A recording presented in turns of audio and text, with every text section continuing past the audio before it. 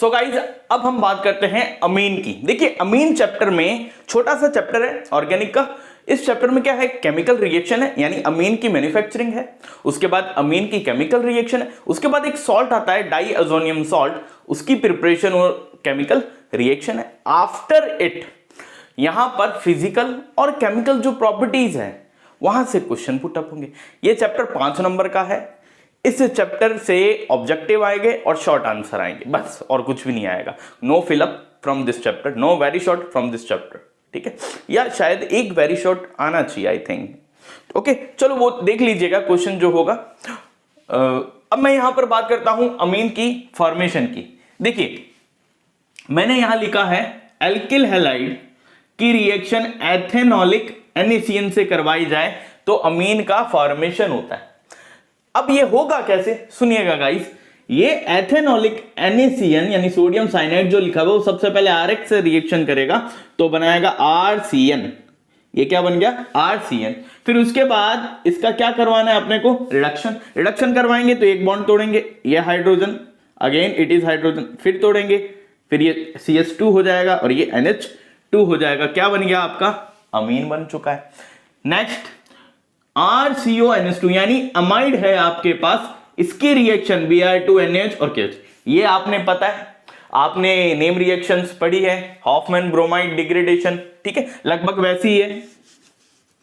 वहां से अगर आप लोग देखें तो ये RC double bond O it is NH2, ठीक है गाइस। फिर यहां पर Br2NaH या KH जो होता है वो अपने को कितने मोल लेने पड़ते हैं, 4 मोल लेने पड़ते हैं, जो भी KOH है या NaOH है। उसके बाद Br2, ये KOH इट इज KOH, ये Br, ये Br मैंने यहां लगा दिया, then it forms KBr, 2 molecule. यहां पर K2CO3 निकल जाएगा, K2CO3 अगर मैं KOH ले रहा हूं तो, और यहां पर ये निकला क्या गाइस, 2 मॉलिक्यूल वाटर के, ये NH2, ये R यहां पर जुड़ जाएगा तो आपका क्या बन गया गाइस, अमीन, ठीक है, वही है। फिर अमाइड का रिडक्शन करवाना है। अमाइड का जब रिडक्शन कराओगे RC double bond O it is NH2। अब इसका जब रिडक्शन करवाओगे गाइस तो क्या करवाओगे, लिथियम एल्यूमिनियम हाइड्रेट यानी जितने हाइड्रोजन चाहिए आपको वो दे देगा। अब आप इसका रिडक्शन करवाइए। जैसे ही मैं यहाँ रिडक्शन करवाता हूं तो यहां पर यह हाइड्रोजन H2 आया, क्या लेकर गया, पानी, यानी यहां पर 2 वैलेंसी फ्री हुई। फिर H2 आया, ये H2 यहां दे दो तो यहां पर क्या हुआ गाइस, RCH2 NH2 यानी अमीन आपका फॉर्मेशन हो चुका है, यानी ये माइनस H2O होगा यहाँ, ठीक है, यानी पानी निकलेगा। अगेन RCN यानी जो नाइट्राइल है, एल्किल नाइट्राइल, उसका रिडक्शन करवाना है। जैसे ही आप एल्किल नाइट्राइल का रिडक्शन करवाते हो यहां पर देखिएगा Na के साथ एथिल अल्कोहल आ जाए तो वो भी एक रिड्यूसिंग एजेंट है। H2 के साथ कोई मेटल लिखा हुआ आ जाए तो वो भी क्या है गाइस, एक रिड्यूसिंग एजेंट है।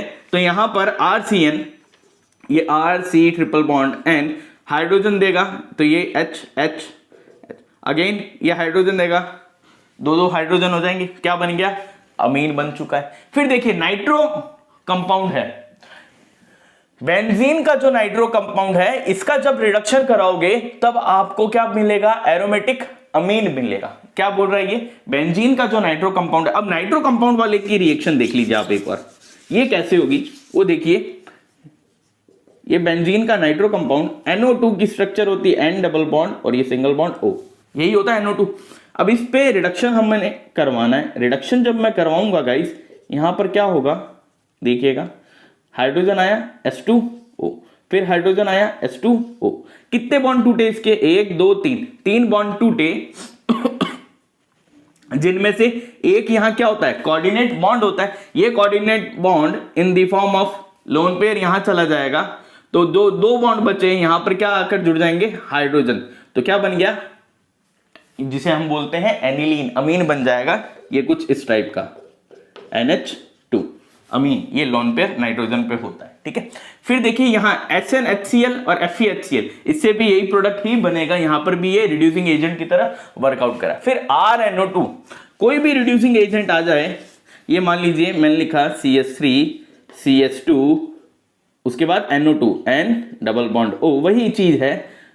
यहां रिड्यूसिंग एजेंट कोई भी लिखा हुआ है, रिड्यूसिंग एजेंट क्या प्रोवाइड करेगा, हाइड्रोजन। ये 2 हाइड्रोजन यहां लिख दिए, 2 हाइड्रोजन, पानी पानी, ठीक है। यहाँ पर एक ये जो बॉन्ड है कोऑर्डिनेट बॉन्ड होता है यहाँ का, ये लोन पेयर में कन्वर्ट हो जाएगा और 2 हाइड्रोजन आके यहाँ जुड़ जाएंगे, यानी एथिलअमीन बन जाएगा यहाँ पर। ये थी इसकी मैन्युफैक्चरिंग, किसकी गाइस, अमीन की। ये रिएक्शन कुछ इस टाइप से होती है जो आपको आनी चाहिए, ठीक है। आफ्टर इट यहाँ पर ये केमिकल रिएक्शंस देख लीजिए वन बाय वन। एरोमेटिक या जो अपने पास एरिलअमीन है, इसकी एल्किल हैलाइड के साथ रिएक्शन जब हम करवाते हैं, तो मैंने अभी आपको बताया कि RX के साथ ये मान लीजिए RNH2 है, इसकी मैं RX के साथ मैं रिएक्शन करवा रहा हूं।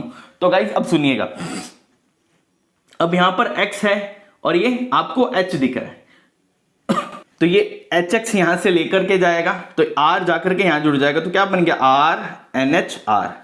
इसको बोलते हैं एक टाइप का, मैं बोल सकता हूं 2 डिग्री अमीन। ये 2 डिग्री अमीन। गाइस ये एक चीज ध्यान रखना, अगर आपको अमीन के बारे में नहीं पता, ये RNS2 लिखा हुआ है तो इसे बोलते हैं 1 डिग्री अमीन। अगर यहां का H एक हाइड्रोजन गायब कर दूं, R लगा दूं, इसे बोल देंगे 2 डिग्री। एक और H हटा दूं, R लगा दूं, तो इसे बोलेंगे 3 डिग्री अमीन, ठीक है।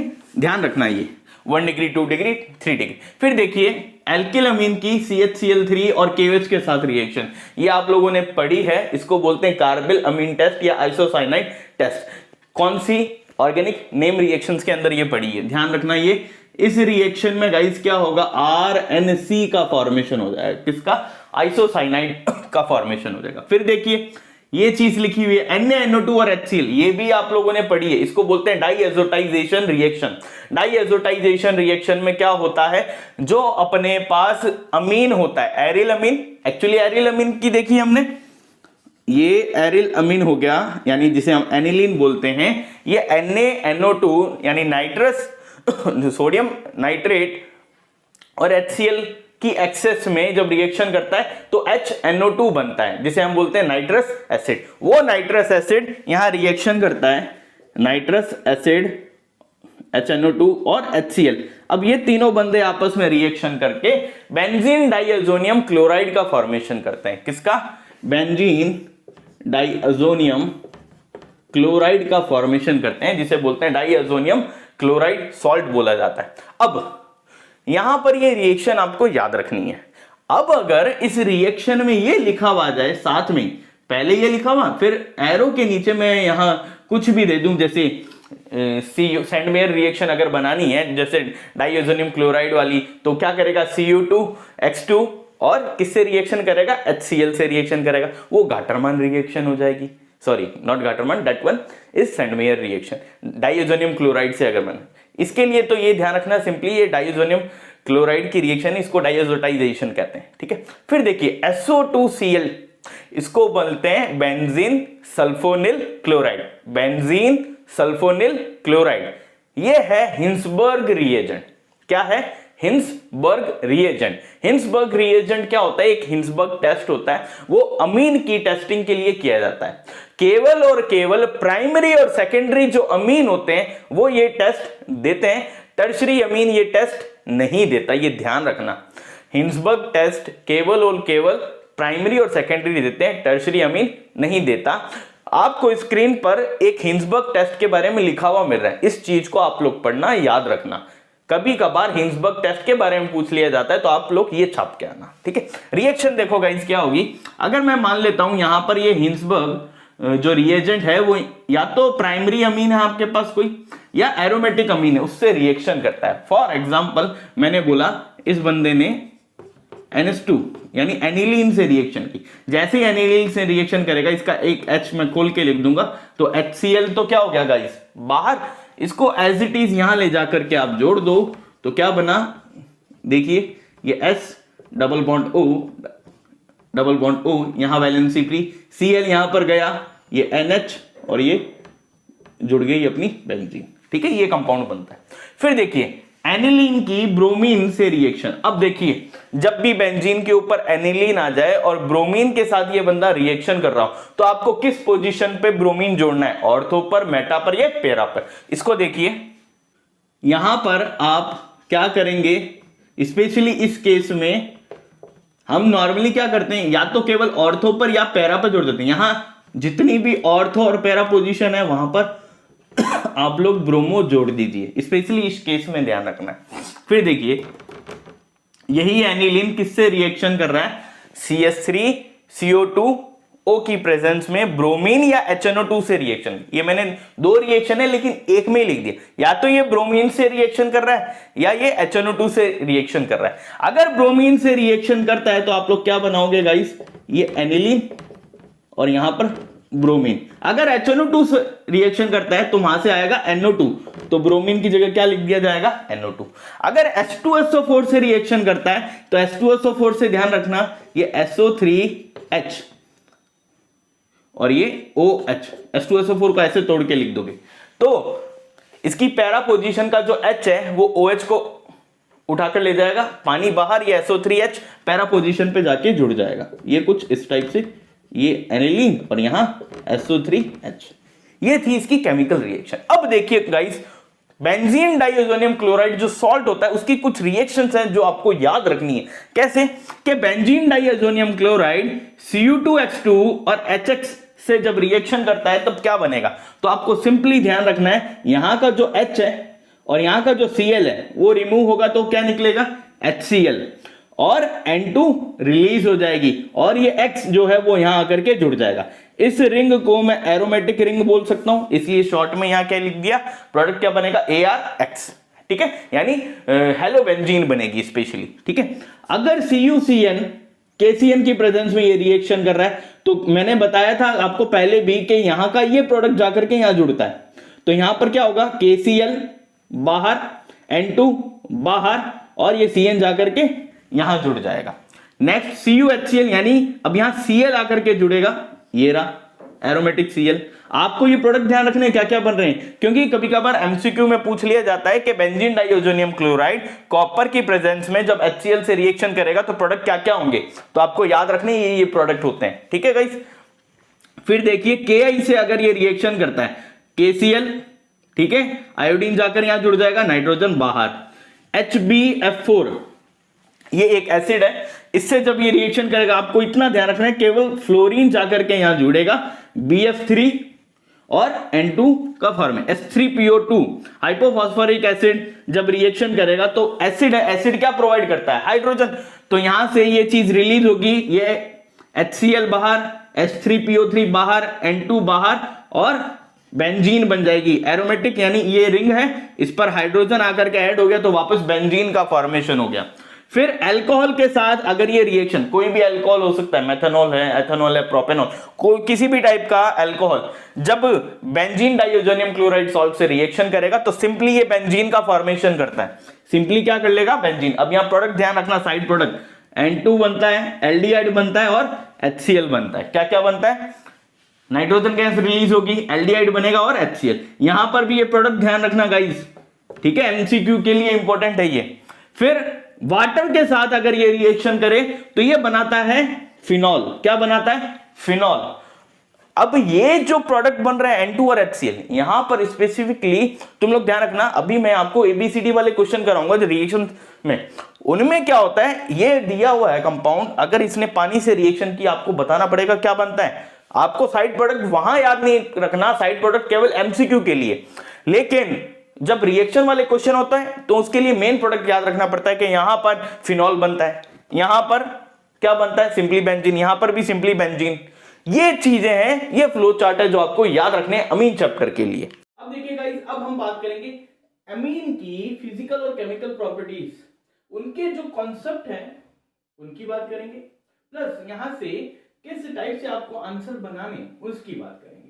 ठीक है, और क्वेश्चंस आपको लास्ट में मिल ही जाएंगे। तो देखिए गाइस, सबसे पहले मैं बात करता हूं फिजिकल प्रॉपर्टीज दो ही हैं, सॉल्युबिलिटी और बॉइलिंग पॉइंट, जो हमने अल्कोहल, फिनॉल और ईथर के चैप्टर में हमने की थी, वहीं से कॉन्सेप्ट उठा के आपको यहां पर रखने।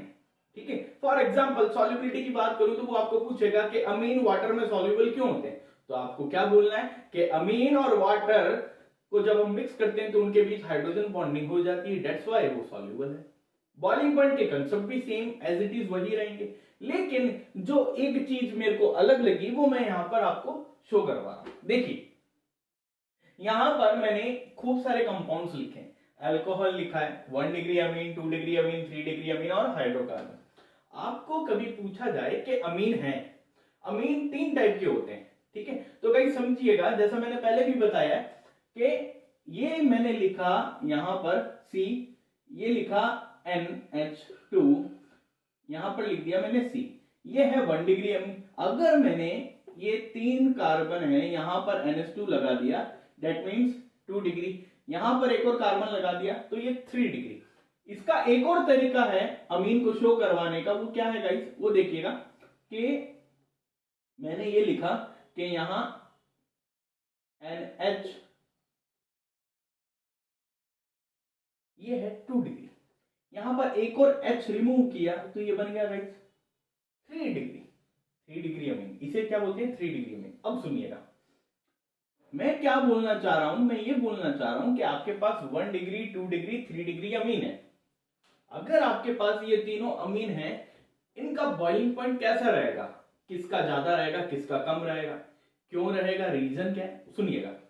आपको हाइड्रोजन बॉन्डिंग दिमाग में रखनी है, यानी एक अमीन का मॉलिक्यूल और ये दूसरा अमीन का मॉलिक्यूल, इनके बीच में अगर स्ट्रॉन्ग फोर्स ऑफ अट्रैक्शन है तो बॉइलिंग पॉइंट ज्यादा होगा, वीक फोर्स ऑफ अट्रैक्शन है तो बॉइलिंग पॉइंट ऑब्वियस सी बात है कम होगा। सिंपल सी कहानी है। अब सुनना, 2 टाइप की इंट्रैक्शन फोर्स की मैं बात करता हूं, एक डाइपोल डाइपोल और एक हाइड्रोजन बॉन्डिंग। इन दोनों का कंपेयर करें तो hydrogen bonding force of attraction जो होता है काफी स्ट्रांग होता है as compare to dipole dipole interaction से, यही होता है। तो डाइपोल डाइपोल इंट्रैक्शन वीक होगा और हाइड्रोजन बॉन्ड क्या होगा, स्ट्रांग होगा। तो जो 3 डिग्री अमीन है, यानी ये वाला अमीन 3 डिग्री वाला, यहां पर देखो नाइट्रोजन के पास हाइड्रोजन एक भी नहीं है। अगर एक भी हाइड्रोजन नहीं है इसका मतलब ये हाइड्रोजन बॉन्डिंग करेगा ही नहीं, यानी ये 3 डिग्री अमीन, ये दूसरा 3 डिग्री अमीन, इनके बीच में हाइड्रोजन बॉन्डिंग नहीं होगी। यहाँ डाइपोल डाइपोल इंट्रैक्शन, अगर डाइपोल डाइपोल इंट्रैक्शन तो वीक होता है। अगर वो वीक होता है गाइस तो यहां पर इसका बॉइलिंग पॉइंट कम। अब ये बात कर लो 1 डिग्री अमीन, 1 डिग्री अमीन में 2 हाइड्रोजन है, यानी strong force of attraction, hydrogen bond कैसा होगा यहां पर, स्ट्रॉन्ग होगा। 2 डिग्री में एक ही हाइड्रोजन है, यानी ये इससे वीक होगा। तो हम ये बोलेंगे 1 डिग्री, 2 डिग्री और 3 डिग्री अमीन में जो बॉइलिंग पॉइंट है 1 डिग्री का हाई रहता है, उससे कम 2 डिग्री, सबसे कम 3 डिग्री। ये है हाइड्रोजन बॉन्डिंग।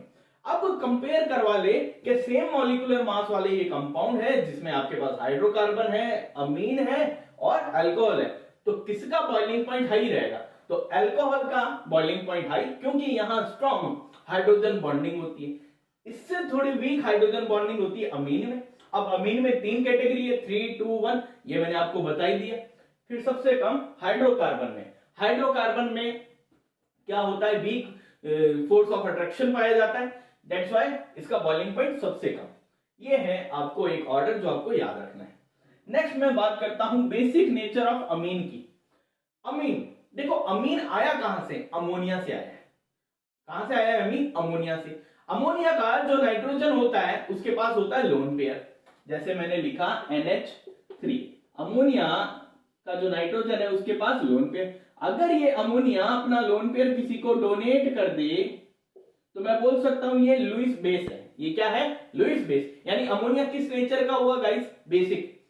अब अमोनिया के ही डेरिवेटिव क्या है, अमीन होता है, चाहे वो 1 डिग्री हो, चाहे वो 2 डिग्री हो, चाहे वो 3 डिग्री हो, either it is aliphatic, either it is aromatic, वो बेसिक नेचर शो करेगा। Because nitrogen have lone pair, so it will easily donate the lone pair and show the basic characteristics. ये बात आई समझ में। दूसरी चीज मैं जो बताने जा रहा हूं सुनिएगा, बेसिक नेचर अमीन का हम लोग कैसे पता लगाएंगे। तो आपको एक चीज ध्यान रखनी है, कोई भी कैटायन है, कोई भी कैटायन है अगर वो स्टेबल है, कोई भी कैटायन अगर वो स्टेबल है तो उसका बेसिक नेचर भी उतना ही ज्यादा होगा। यहां पर एक बात लिखी, more stable cation equals to the more basic nature. अगर मैंने एक एलिफेटिक अमीन लिया, यानी एल्किल अमीन लिया, एल्किल अमीन के पास ये लोन पेयर है, ये डोनेट करता है हेलो एसिड को, then it forms this type of salt. अगर मेरे पास एरिल अमीन है, ये नाइट्रोजन अपना लोन पे डोनेट फॉर्म करता है, तो ये इस टाइप का सॉल्ट बनाता है। ये जो आयन है जो मैंने ब्रैकेट में लिखे हैं, इन्हें बोलते हैं एनिलीनियम आयन। सिर्फ इस वाले को, इसको नहीं, इसको क्या बोलेंगे, एनिलीनियम आयन, एनिलीनियम आयन, ठीक है। ये एनिलीनियम आयन जो होता है गाइस, ये क्या करता है, एनिलीनियम आयन में होता है रेजोनेंस, अनुनाद। यहां बात अगर अनुनाद की आ गई तो आप ध्यान रखिएगा, रेजोनेटिंग स्ट्रक्चर से भी क्वेश्चन आते हैं। रेजोनेटिंग स्ट्रक्चर एनिलीन का पूछ सकता है, एनिलीनियम आयन का पूछ सकता है, बेंजीन डाइअज़ोनियम आयन का पूछ सकता है, जो स्क्रीन पे आपको दिख रहा है। ये अनुनादीय संरचना, रेजोनेटिंग स्ट्रक्चर इस चैप्टर की 3 आनी चाहिए। इसी टाइप से aldehyde, ketone, carboxylic acid, alcohol, phenol, ether, वहां पर भी आपको हर चैप्टर में जो जो स्ट्रक्चर्स है कंपाउंड्स की, वो आपको आनी चाहिए। अब यहां पर एक चीज मैं ऐड ऑन करता हूं, सिंपली अगर आपको अमीन की बात करें, RNS2 है ना, अमीन की बात करें, अब आपको पता है अमीन, मैं यहां पर 3 डिग्री बनाऊं तो यहां पर 2 हाइड्रोजन और हटाकर ये R का मतलब क्या है गाइस, R का मतलब है CH3 ग्रुप, है ना, यही हुआ ना। तो ये जो नाइट्रोजन आपको दिख रहा है, इसकी ऑर्बिटल डायग्राम, यानी अमीन का ऑर्बिटल डायग्राम कभी पूछ ले, वो आपको किसी भी चैप्टर में कोई भी जो टॉपिक है, जो मेन चैप्टर का नाम है उसका जो टॉपिक है, जैसे alcohol, phenol, ether, aldehyde, ketone, carboxylic acid, किसी का भी, या कार्बोनिल कंपाउंड, किसी का भी अगर आपको ऑर्बिटल डायग्राम पूछता है तो आपको जिस तरीके से ये डायग्राम दिख रहा है अमीन का, उसी तरीके से ऑर्बिटल डायग्राम बनाना होता है। जो सेंट्रल मेटल एटम होता है उसका हाइब्रिडाइजेशन बताना होता है, और जो बॉन्ड एंगल है वो बताना होता है। ठीक है, अगर ऐसा क्वेश्चन आए तो आप लोग ये स्ट्रक्चर जो ज्योमेट्री है ये बना के आना। ठीक है, फिर नेक्स्ट देखिए, जितनी भी एलिफेटिक या एल्किल अमीन है, यानी सिंपली कार्बन वाली अमीन, ये वाली अमीन, ये स्ट्रॉन्गर बेस की तरह बिहेव करती है। अब बात आती है स्ट्रॉन्गर बेस क्यों बिहेव करती है, क्योंकि यहां पर प्लस आई इफेक्ट पाया जाता है, प्लस आई इंडक्टिव इफेक्ट पाया जाता है, that's why they are stronger base. अगर प्लस आई इफेक्ट है, इसका मीनिंग क्या है, सुनिए, ये C और ये मैंने लिख दिया N, तो ये जो कार्बन है, यानी जो एल्किल ग्रुप है, ये इसको क्या करेगा, इलेक्ट्रॉन डोनेट करेगा। यानी जितने ज्यादा एल्किल ग्रुप उतना ज्यादा बेसिक कैरेक्टर, जितने ज्यादा एल्किल ग्रुप उतना ज्यादा बेसिसिटी, बेसिक नेचर उसका बढ़ेगा। तो वही लिखा है कि एल्किल ग्रुप बढ़ता है तो बेसिक नेचर भी बढ़ता है, लेकिन केवल और केवल गैसियस फेज। ये बात केवल गैसियस फेज की जो अमीन से उन पर लागू होगी, एक्वस स्टेट वालों पे लागू नहीं होगी। ठीक है, तो उसके हिसाब से गैसियस फेज वालों के हिसाब से 3 डिग्री अमीन, जिसमें सबसे ज्यादा एल्किल ग्रुप होते हैं, 3 होते हैं 3 डिग्री अमीन में, तो आई इफेक्ट भी क्या होगा, ज्यादा। अगर आई इफेक्ट ज्यादा है, आई इफेक्ट ज्यादा है तो बेसिक नेचर ज्यादा, 2 डिग्री का कम, 1 डिग्री का सबसे कम, और अमोनिया का सबसे कम होता है। अब कभी कभार ये क्वेश्चन पूछ लिया जाता है कि aliphatic amine is more basic than ammonia, why? तो आपको सिंपली ये बोलना है कि जो 3 डिग्री अमीन होता है, या जो सिंपली प्राइमरी अमीन होता है, वहां पर प्लस आई इफेक्ट पाया जाता है, इसकी वजह से वो ज्यादा क्या होते हैं, बेसिक होते हैं as compare to ammonia. Simple. एक एक्वस स्टेट के लिए बात की जाए तो यहां सिनेरियो पूरा उल्टा है। ठीक है, यहां तक क्या था, 3 डिग्री अमीन की बेसिसिटी ज्यादा थी, यहां सिनेरियो उल्टा, 3 डिग्री की कम। अब ये क्यों हुआ, 3 डिग्री अमीन की अगर बात की जाए तो वहां एल्किल साइज क्या हो जाता है, बड़ा हो जाता है।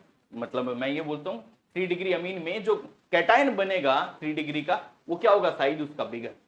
अब आपने अमीन को पानी में घोला, during the solvation process, due to the bigger size of ion, जो कैटायन बन रहा है कार्बोकैटायन, उसका साइज क्या है, बड़ा।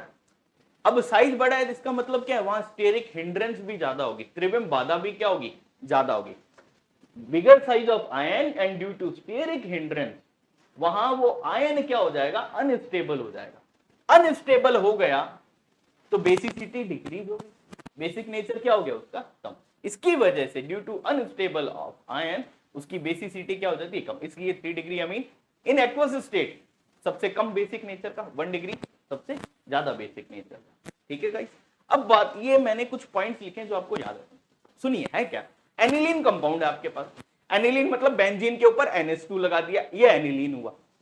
उस एनिलीन की बेसिसिटी है, अच्छी है। ठीक है, अब उसमें कोई ग्रुप लगा दिए गए। अब ग्रुप कौन से लगा दिए गए, सुनिएगा। 2 टाइप के ग्रुप होते हैं, electron donating and electron withdrawing, यानी इलेक्ट्रॉन देने वाले, इलेक्ट्रॉन दाता समूह, और इलेक्ट्रॉन लेने वाले, यही होते हैं।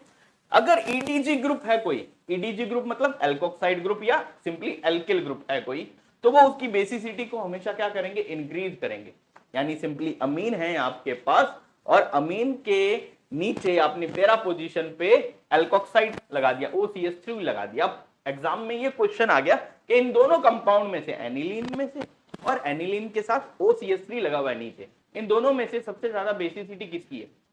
तो आपको पता होना चाहिए कि इसकी बेसिसिटी बढ़ जाएगी। क्यों? क्योंकि ये कौन सा ग्रुप है, इलेक्ट्रॉन डोनेटिंग, ये इलेक्ट्रॉन देने वाला ग्रुप। अगर यहां पर इलेक्ट्रॉन विड्रॉइंग ग्रुप लगा दिया जाए, EWG लगा दिया, EWG कौन होता है याद रखना, NO2 होता है, कार्बोक्सिलिक एसिड होता है, हैलोजन्स होते हैं और सल्फोनिल SO3H ग्रुप होता है, वो लगकर आ गए एनिलीन के साथ नीचे। ये एनिलीन है, एक एनिलीन के नीचे NO2 लगा दिया मैंने। अब इन दोनों का पूछ लिया तुम्हें। अब आपको ध्यान रखना है यहां NO2 जो कि क्या है, EWG ग्रुप है, उसकी वजह से इस बंदे की, इस कंपाउंड की बेसिसिटी क्या हो जाएगी, कम एज कंपेयर टू एनिलीन। यानी एनिलीन की बेसिसिटी ज्यादा, इसकी कम। पहले वाले में क्या हो गई, जब OCH3 लगा हुआ था इसकी बेसिसिटी ज्यादा, एनिलीन की कम। आई बात समझ में? जब कंपैरिजन पूछे तो उनके आंसर ऐसे बनाए जाते हैं, ठीक है। नेक्स्ट बात जो मैंने लिखी है वो सुनिएगा कि एनिलीन फ्रेडल क्राफ्ट रिएक्शन कभी नहीं देता।